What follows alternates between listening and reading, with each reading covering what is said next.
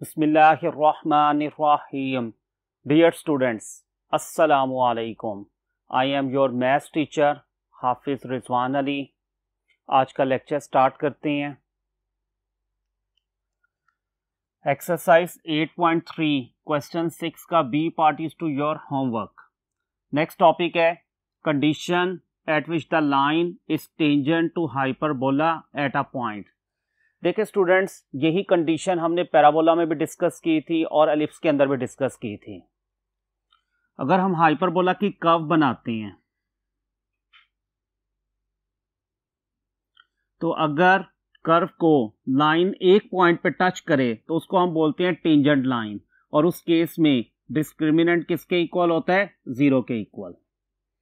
और अगर line curve को दो पॉइंटों पे टच करे तो उस केस में डिस्क्रिमिनेंट क्या होता है? Greater than 0. और अगर लाइन टच ही ना करे हाइपरबोला को तो डिस्क्रिमिनेंट क्या होगा? Less than 0. अब आप देखें, ये जो पॉइंट है ये लाइन और कर्व का इंटरसेक्शन पॉइंट है. ये भी दोनों पॉइंट्स लाइन और कर्व के इंटरसेक्शन है. इसमें एक पॉइंट आ रहा है, यानी कि इसमें कोइंसिडेंट पॉइंट्स होंगे, इसमें दो डिस्टिंक्ट पॉइंट्स होंगे, और इस केस में डिस्क्रिमिनेंट क्या आएगा? इमेजिनरी आ जाएगा. तो हम लाइन और जो कर्व की इक्वेशन लेते हैं उनको पहले आपस में सॉल्व करते हैं. X square over A square minus y square over B square equal to 1. इसको नंबर 1 ले लेते हैं. लाइन की इक्वेशन है y equals to M X plus C. तो कंडीशन ऑफ टेंजेंसी हम ये बनाते थे, हम c का आंसर निकालते थे. हम पहले y का आंसर पुट कर देंगे नंबर 1 के अंदर. इसको आप ले लें नंबर 2, पुट कर दें. y equals to M X plus C in equation 1. X square over A square minus y की जगह पे पुट कर देंगे M X plus C whole square over B square equal to 1. इसका हम लेते हैं LCM. A square B square आ जाएगा, A square cancel, B square X square. जब इसको इस पर डिवाइड करेंगे बी स्क्वायर कैंसल, तो A square into M X plus C whole square. अब ये आ गया B square X square minus A square into A plus B whole square open करेंगे, M square X square plus C square plus 2 M C X equal, ये square B square cross multiply होगा तो ये आ जाएगा A square B square. Next board की तरफ चलते हैं.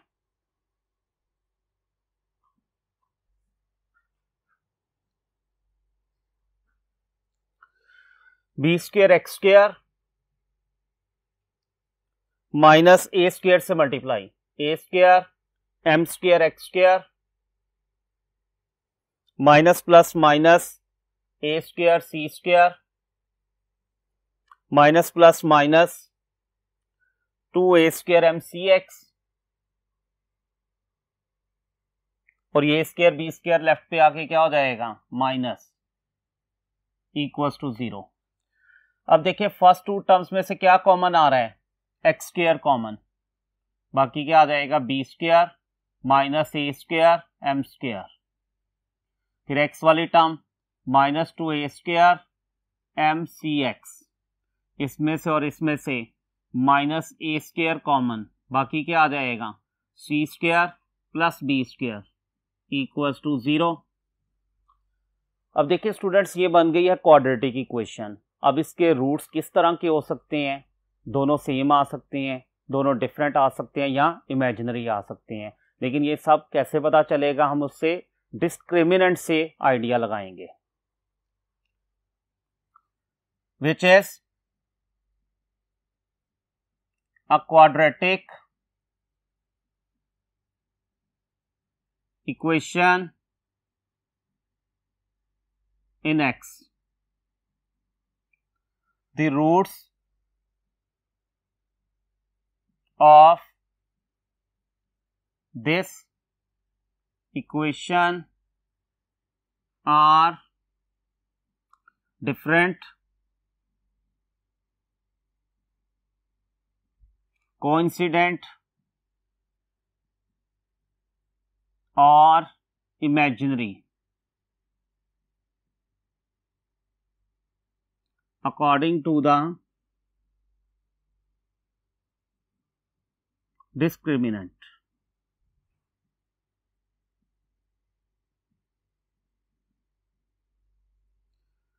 तो पहले हम डिस्क्रिमिनेंट फाइंड आउट करते हैं। डिस्क्रिमिनेंट किसके equal? B square minus 4ac। B किसके इक्वल है? एक्स का coefficient minus 2a square mc whole square minus 4। A किसके इक्वल है? बी स्क्वायर माइनस ए स्क्वायर एम स्क्वायर।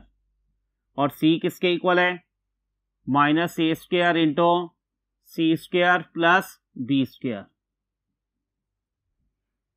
ये आ जाएगा माइनस 2 का square 4 A 4 M square C square minus minus plus 4a square हो गया और इसको इससे मल्टीप्लाई कर देंगे। क्या आएगा? B square C square plus b4 minus ए square M square C square minus plus minus ए square M square B square. दोनों में से देखिए 4a स्क्वायर कॉमन आ रहा है, बाकी क्या आ जाएगा? A square M square C square ये कॉमन है plus B square C square plus b4 plus minus minus ए square M square C square plus minus minus ए square M square B square. अब जो कैंसिल हो रहा है वो cancel कर देते हैं। ये प्लस माइनस क्या हो गया? कैंसिल। अब इसमें बी स्क्वायर कॉमन आ रहा है तीनों में से, वो हम कॉमन ले लेते हैं। ये आ जाएगा 4a square B square. Remaining क्या बचेगा? C square plus B square minus ए स्क्वायर एम स्क्वायर। ये आ गया डिस्क्रिमिनेंट। अब अगर डिस्क्रिमिनेंट का आंसर ग्रेटर देन 0 हो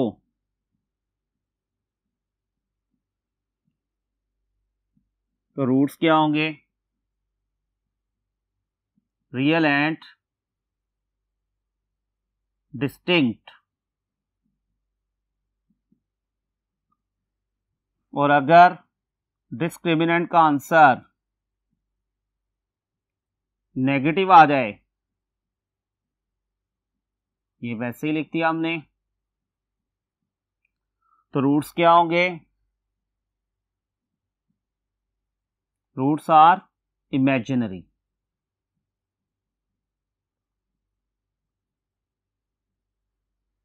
और थर्ड इसमें आ जाता है डिस्क्रिमिनेंट 0, तो वो कंडीशन ऑफ टेजेंसी होती है, तो उससे हम सी का आंसर निकालेंगे। नेक्स्ट बोर्ड की तरफ चलते हैं।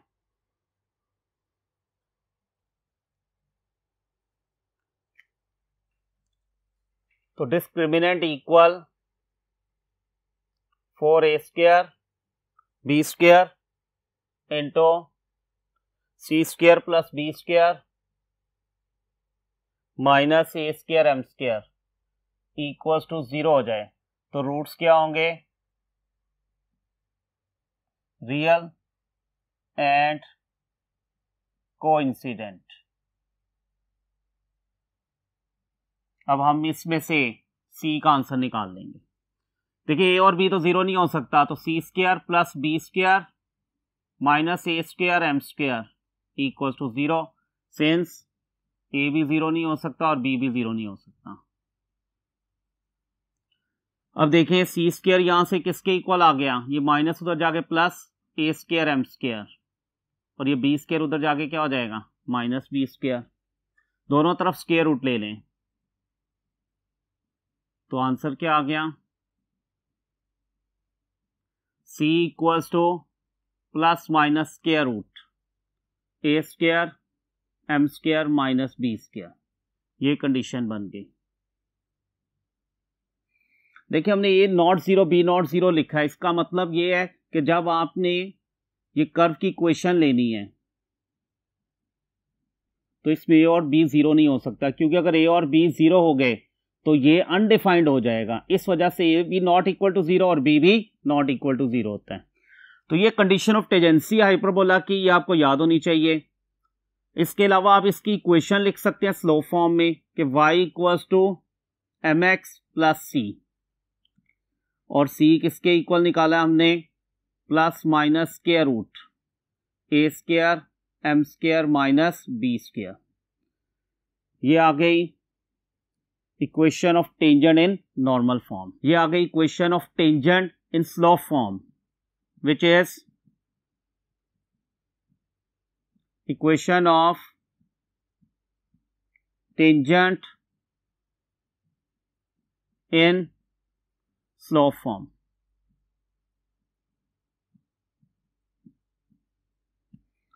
अब इसी तरह अगर हम दूसरी लेते हैं इसमें कर्व की इक्वेशन वाई स्क्वायर ओवर ए स्क्वायर वर्टिकल हाइपरबोला की, तो इस केस में सी की कंडीशन क्या होती है, plus minus square root A square minus B square M square.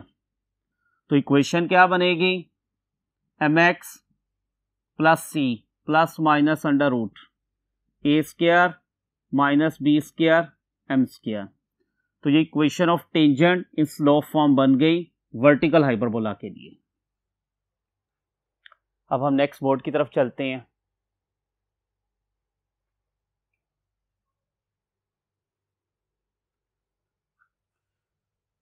Next है equation of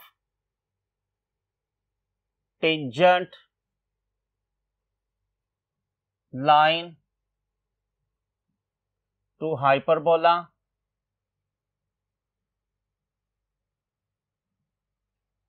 x square over A square minus y square over B square equal to 1।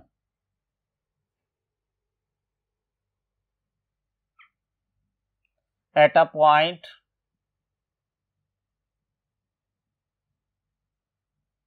P x1 y1।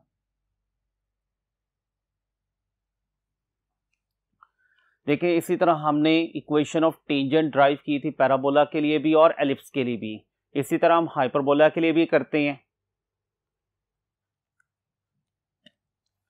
तो हम tangent line की equation है y minus y1 m1 x minus x1, number 1 ले लेते हैं, where m1 is the slope of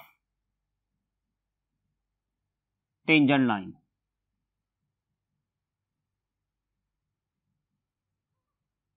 तो इसमें हम x1 y1 की वैल्यू पुट करते हैं और m1 x1 y1 तो x1 y1 ही है, तो m1 हम फाइंड आउट करेंगे। वो कैसे, हमारे पास कर्व की इक्वेशन है, हमने पढ़ा हुआ geometrically derivative of a curve represents a slope of tangent line. Differentiate करते हैं, differentiate with respect to x, x square का हो गया 2x ओवर ए स्क्वायर माइनस वाई स्क्वायर का 2y over B square, constant है dy ओवर dx, 1 का derivative 0। यहां से हम dy ओवर dx का आंसर निकाल लेते हैं। ये टर्म उधर जाके क्या हो जाएगी, माइनस 2x ओवर ए स्क्वायर। यहां से dy ओवर dx का आंसर आ जाएगा माइनस 2x ओवर ए स्क्वायर इंटू ये उधर जाके b square multiply minus B square over 2y divide, ये वाला माइनस माइनस से मल्टीप्लाई होगा तो क्या हो जाएगा प्लस, और 2 से क्या हो गया कैंसल, तो ये आ जाएगा बी स्क्वायर एक्स ओवर ए square Y D Y over D X. बाकी हम नेक्स्ट बोर्ड की तरफ मूव करते हैं।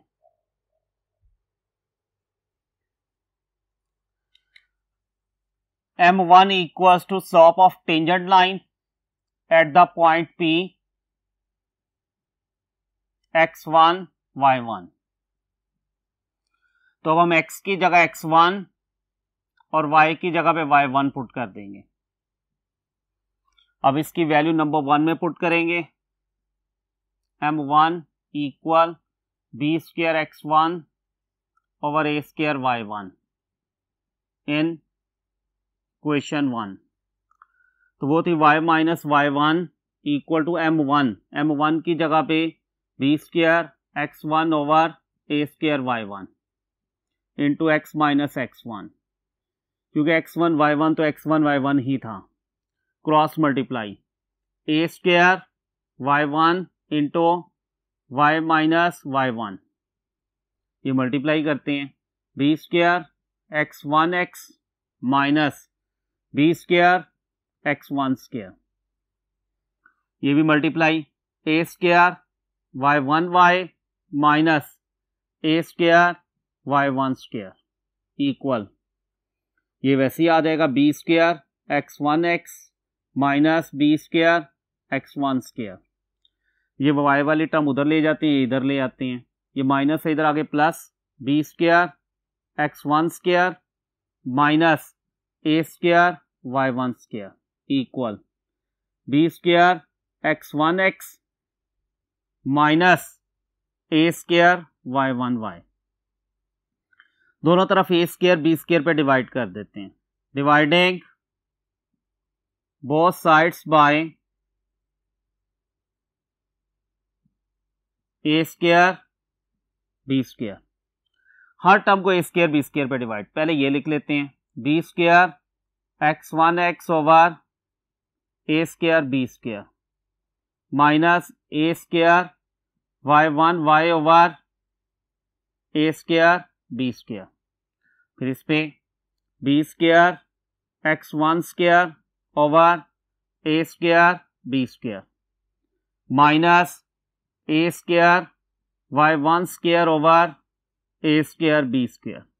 जो कैंसिल हो रहा है उसको कैंसिल करें, तो यह आ जाएगा x1 over a square minus ये cancel y1 over b square, b square cancel, इधर से a स्क्वायर कैंसल, तो ये आ गया x1 square over a square minus y1 square over b square.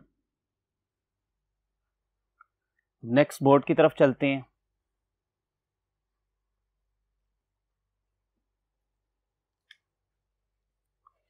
अब देखें, जब भी हम टेंजेंट लाइन निकालते हैं वो किसी पॉइंट के ऊपर होती है, और वो टेंजेंट लाइन जो होती है वो इस पॉइंट के ऊपर होती है, और ये पॉइंट इस कर्व को भी सेटिस्फाई करता है और टेंजेंट लाइन को भी सेटिस्फाई करता है। तो हमारे पास कर्व की इक्वेशन थी x square over a square minus y square over b square equal to 1। अब ये x1 y1 पॉइंट था, ये इसको सेटिस्फाई करेगा, तो हम x की जगह पे x1 स्क्वायर पुट करेंगे और y की जगह पे y1 स्क्वायर पुट करेंगे इक्वल टू 1। अब इसमें जो राइट साइड है वो यही बन रही है, और ये किसके इक्वल होगी, 1 के इक्वल। तो इक्वेशन ऑफ टेंजेंट क्या आ गई, x1 over a square minus y1 over b square equal to 1। ये टेंजेंट लाइन की इक्वेशन है।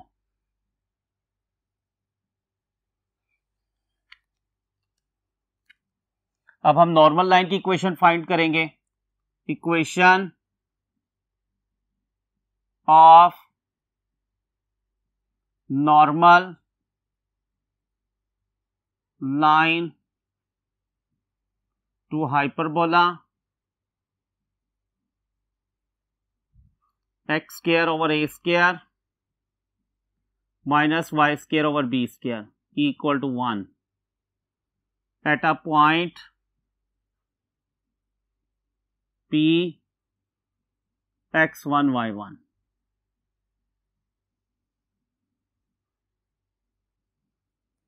अब नॉर्मल की इक्वेशन फाइंड करेंगे। देखें, कर्व वही है जो हमने टेंजेंट लाइन फाइंड करने में ली थी, तो इसका मतलब क्या हुआ, कि जो नॉर्मल लाइन है वो टेंजेंट लाइन के ऊपर क्या होती है, परपेंडिकुलर, तो स्लोप्स का प्रोडक्ट क्या होगा, -1।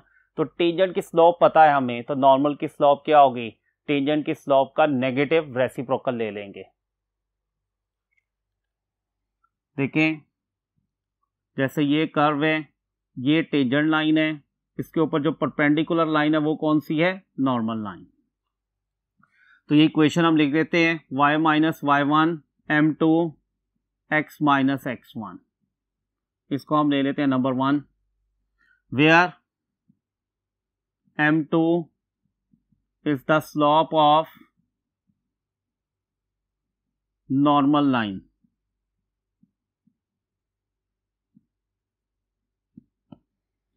Since the normal line is perpendicular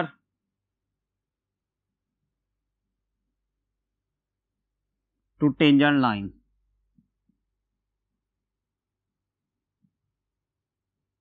therefore m2 किसके इक्वल हो गया, -1 over m1। m1 tangent line की स्लोप है, वो हमने निकाली हुई है, माइनस m1 ये इसका रेसिप्रोकल ले लेंगे, क्या आ जाएगा, a स्क्वायर y1 ओवर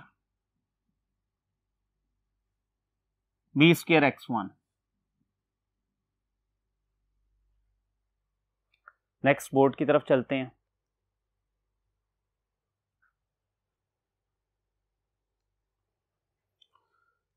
तो m2 का आंसर पुट कर देंगे नंबर 1 में, पुट कर देंगे m2 equal minus a square y1 over b square x1 in equation 1।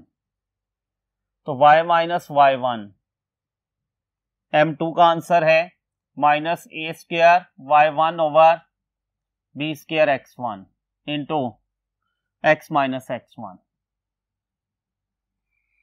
अब क्रॉस मल्टीप्लाई करेंगे b square x1 into y minus y1, ये मल्टीप्लाई करते हैं minus a square y1 x minus minus plus a square x1 y1,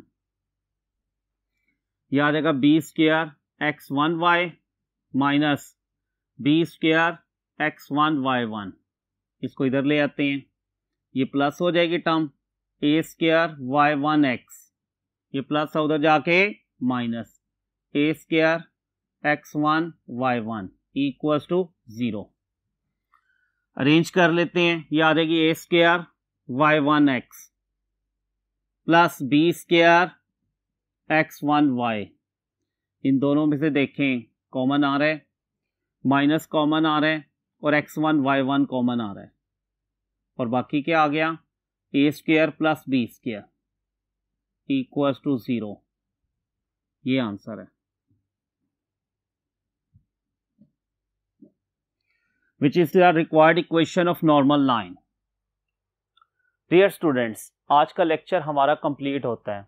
आज हमने condition of tangency to hyperbola को पढ़ा, उसके बाद हमने टेंजेंट लाइन को डिस्कस किया, नॉर्मल लाइन को डिस्कस किया। उम्मीद है कि आपको ये लेक्चर समझ आया होगा। इंशाल्लाह ताला नेक्स्ट लेक्चर के अंदर इससे रिलेटेड एक्सरसाइज के क्वेश्चंस करेंगे। तब तक के लिए अल्लाह हाफिज़।